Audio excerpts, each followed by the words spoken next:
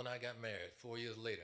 But while we were in seminary, one day he said to me, well, you know, I didn't finish high school. That he was working on a master's degree. I didn't finish high school. I dropped out of high school.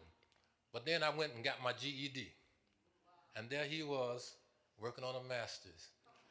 The first year we were there, he got a call from home telling him to come back to Cross Hill because something was going on with the family, mother or something. I don't know what would happen. And he had to go back. And all of us thought, okay, that's the last we're going to see of him. Because I knew people in college who had to go back home and talking about they were going to come back when they dealt with whatever they had to deal with and never came back. I thought that was going to be another example with him. And he came back, next semester came back and finished on time with the rest of us. And if you want to find that brother, go to Asheville, North Carolina, and go to the largest black church in Asheville, and you'll find him. He's the senior pastor. And while he's been senior pastor, he went and got a doctorate degree. and so he now is the doctor from Cross Hill, South Carolina. But God uses folks that have circumstances brushing up against. You ain't really lived until you had some circumstances brushing up against you. You ain't lived until you've been in some situations where you recognize you couldn't get through it, and you recognize God and God by himself alone can get through to it. You need to be in situations where you recognize that only supernatural power is going to get you there. You need to be in situations where the doctor can't help you, and the scientists can't help you, and even the medicine and the pills can't help you. And the lawyers can't help you. You need to be in situations where God and God alone, you need him to rise up and help you.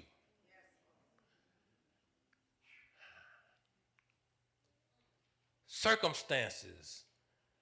It says to me that God has a way of reaching out and touching underdogs. You know what underdogs are? Underdogs are folk that well, we might look at them and say, okay, well, this person doesn't have that much going on. This person, well, we don't know what this life is going to be. We don't know where they're going to go. They're not a favorite to go anywhere or do anything. I can remember being in high school, having grown up in the housing projects, and there I was, I think I was a junior or senior in high school, and I was always getting to class early, and because I wanted to sit up front. And I was sitting up front because if the teacher wrote something on the blackboard, I knew my eyesight wasn't good. And I didn't have my glasses like I should have had at that time. And I was afraid I might not be able to see what's on the board. So I was always going to sit up front. Get there early, sit up front. I got there early one day, and I was in the social studies class, and the teacher came in, and we were the only two sitting there. And he said to me, well, Terry, what part of town you live in? And I told him. And he recognized where it was. And he said, well, I was making better grades than anybody in his class. So he said, well, I didn't know anybody like you who would come from a place like that.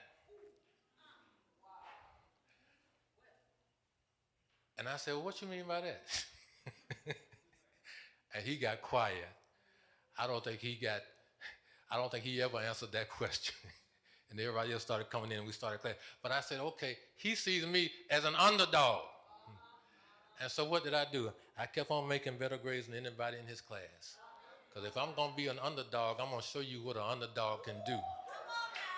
That's what I decided to do. That's what I decided to do. But God makes ways for underdog. If you keep on believing that God will help you despite what you don't have, despite what you ain't got, God has a way of coming through for you. The biggest mark in my life was made by a woman who was about this tall. Is my mother, 5 feet 2 inches on a good day. She came to Atlanta as a 14-year-old girl. She came from down in the country, somewhere down in Muskogee County. Some of y'all been hanging around Muskogee County. And she came from down there, and she had to get away because she had a grandmother who was raising her, and grandmother abused her uh, because they said, well, she don't look like any of the other kids. That must be the mailman's baby. Y'all know what I'm talking about. And she got beat and hit for things she never even did. And one day she got hit so hard that she hurt her back, and she hid under her bed for the most of the day, and she began to plan to run away. And she ran away at 14. She got to Atlanta, stayed with some friends in Atlanta, and lied about her age so she could get work. And she came and she struggled and she struggled, and she had a baby, and the baby was born dead. I didn't find out about it until I was about 14 or 15. But she kept on living and kept on trying to do what was right. And when she had me, Daddy wouldn't pay the child support, and she didn't worry about it. She just kept on going. And one day, when I was 2 years old, she woke up, and this little lady who never got past the 5th grade, God, I think, tapped her on the shoulder and said, "Take that boy down to the church." And she took me by the hand, 2 years old, walked me down to the church, just about 2 blocks from where we were living in the housing project over on Larkin Street, and handed me off to a couple of brothers who were standing out front, and I think those were 2 deacons.